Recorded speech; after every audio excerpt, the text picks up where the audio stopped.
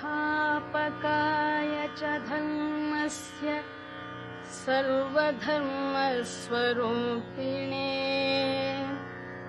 अवतारवरिष्ठाय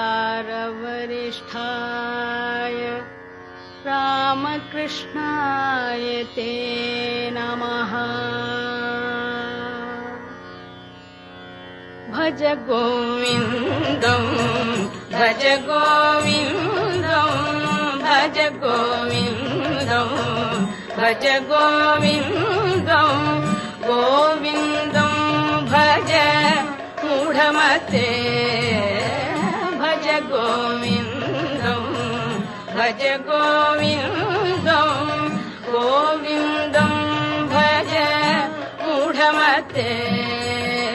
सम्प्राप्ते सन्निहिते काले सम्प्राप्ते सन्निहिते काले नहि नहि रक्षति दुःखकरणे नहि नहि रक्षति